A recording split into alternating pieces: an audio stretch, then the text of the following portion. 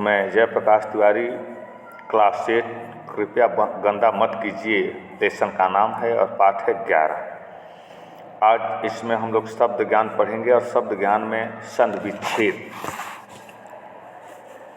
संधि विच्छेद क्या है, संधि क्या है, पहले हम लोग इसके बारे में जानें। तो दो ध्वनियों के मिलने से जो विकार उत्पन्न होता है उसे संधि कहते हैं या वह संधि कहलाता है। विच्छेद क्या है? तो संधि के नियमों द्वारा मिले हुए अक्षरों को अलग अलग करना ही संधि विच्छेद कहलाता है। अब पढ़िए और समझिए। पर और धन उपकार, परोपकार, यहाँ अ और उ मिलकर के ओ हो गया है। जैसे सम धन तोष, संतोष, म और त मिलकर के न हो गया है। अब तपह धन बल, तपोबल, यहाँ विसर्ग और ब मिलकर के ओ हो गया है। सभी शब्दों में दो ध्वनियाँ स्वर स्वर, व्यंजन व्यंजन, विसर्ग व्यंजन के मिलने से परिवर्तन आया है। अब संधि कितने प्रकार की होती है? तो संधि 3 प्रकार की होती है। पहला स्वर संधि, दूसरा व्यंजन संधि और तीसरा विसर्ग संधि। स्वर, व्यंजन और विसर्ग ये 3 प्रकार की संधियाँ होती हैं। स्वर संधि में स्वर और स्वर दोनों एक साथ मिलते हैं, यानी अ से मिलेगा, अ ई से मिलेगी, अ उ से मिलेगा, इस तरह के। व्यंजन संधि में व्यंजन व्यंजन, स्वर व्यंजन, व्यंजन स्वर, इस प्रकार के मिलन होता है। और विसर्ग में विसर्ग स्वर और विसर्ग व्यंजन मिलते हैं। यानी स्वर संधि एकमात्र ऐसी संधि है जिसमें केवल स्वर से स्वर मिलते हैं। व्यंजन संधि में स्वर और व्यंजन दोनों मिलते हैं, जबकि विसर्ग में स्वर, विसर्ग और व्यंजन विसर्ग मिलते हैं। अब इस पाठ में हम व्यंजन व विसर्ग संधि के बारे में ही जानेंगे। व्यंजन संधि क्या है? सत धन जन बराबर सज्जन। अब देखिए, सत धन जन बराबर सज्जन, जगत धन नाथ बराबर जगन्नाथ, सम धन सार बराबर संसार। अब यहाँ अ और सा मिलकर के परिवर्तन हुआ है। अब आगे देखिए, व्यंजन संधि के कुछ नियम होते हैं। जैसे वर्ग के पहले वर्ण या तीसरे वर्ण में परिवर्तन होता है। जैसे क का ग होना, जैसे दी का धन अहंबर बराबर दिगंबर। च का ज होना, जैसे अच धन अंत बराबर अजंत। त का द होना, जैसे उत धन घाटन बराबर उद्घाटन। तो यहाँ तकार दकार में परिवर्तन होता है, ककार गकार में और चकार जकार में परिवर्तन होता है। दूसरा नियम होता है कि वर्ग के पहले वर्ण का 5वें वर्ण में परिवर्तन होना। जैसे क का अंग होना, जैसे वाक धन मय बराबर वांगमय। त का न में परिवर्तन होना, सत धन मार्ग बराबर सन्मार्ग। ट का र में परिवर्तन होना, जैसे खट धन मास बराबर खड़मास। और त का न में परिवर्तन होना, उत जन नत बराबर उन्नत। अभी आपको 2 नियम मिला। पहले नियम में तीसरे वर्ण में परिवर्तन होता है, दूसरे नियम में 5वें वर्ण में परिवर्तन देखने को मिल रहा है। अब तीसरा नियम होता है त संबंधी नियम। अब जैसे त धन च बराबर च होना, आधा च होना, फिर पूर्ण च होना। त धन छ बराबर आधा च होना और छ होना। जैसे त और च मिलकर के उत धन उच्चारण बराबर उच्चारण, तत् धन छाया बराबर तत्छाया। वैसे ही त और ज मिलकर के डबल ज का निर्माण करते हैं, एक अर्ध और एक पूर्ण का। जैसे उत धन ज्वल बराबर उज्ज्वल। दूसरा है त और ट मिलकर के तट का निर्माण करते हैं, जैसे बृहद धन टीका बृहद टीका।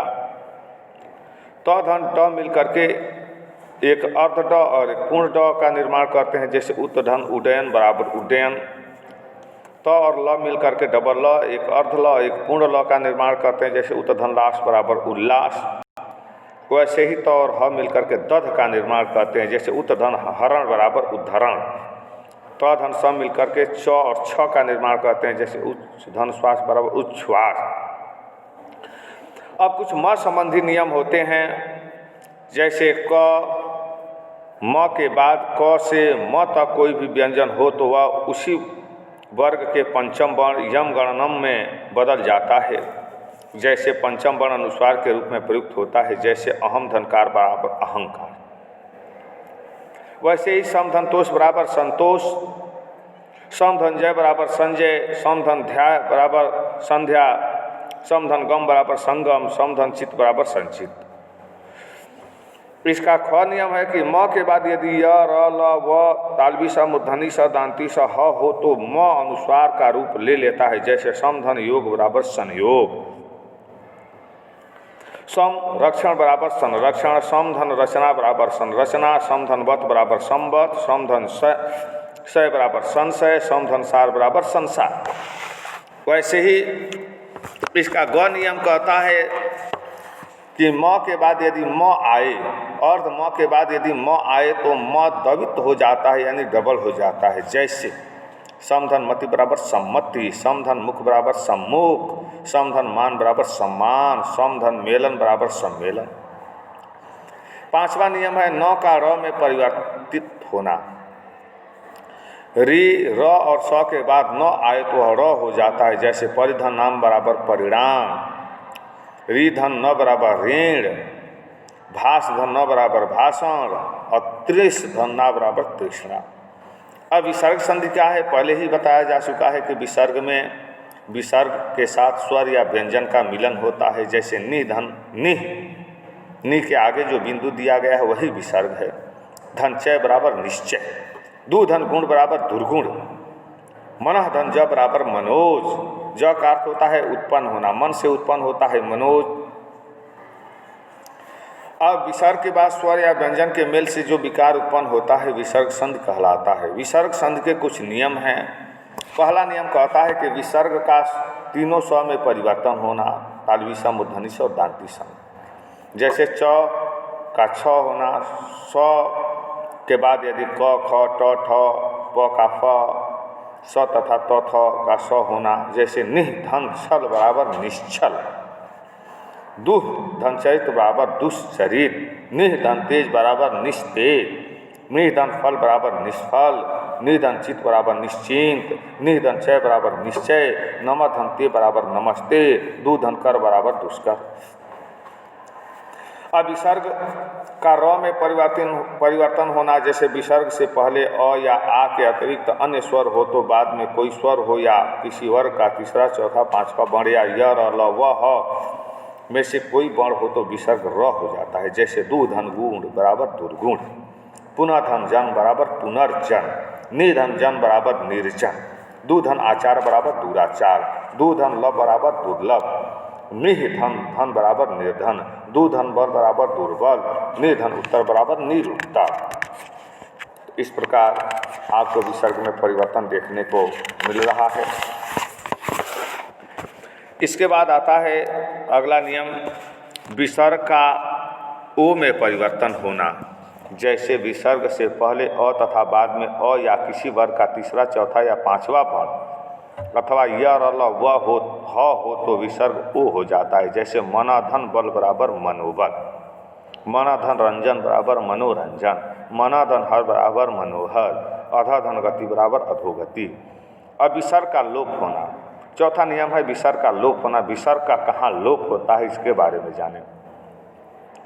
यदि विसर्ग से पहले हरस स्वर तथा बाद में र होने पर हरस स्वर दीर्घ स्वर में बदल जाता है, छोटा बड़ा हो जाता है, विसर्ग का लोप हो जाता है। जैसे मी धन रस बराबर नीरस, नि धन रज बराबर नीरज। यह भी जाने स्वर संधि विभिन्न प्रकार की होती है। स्वर संधि में ही दीर्घ संधि होता है, गुण होता है, वृद्धि, यौन और अयाद होता है, क्योंकि इन सब में स्वर का स्वर से मिलन होता है।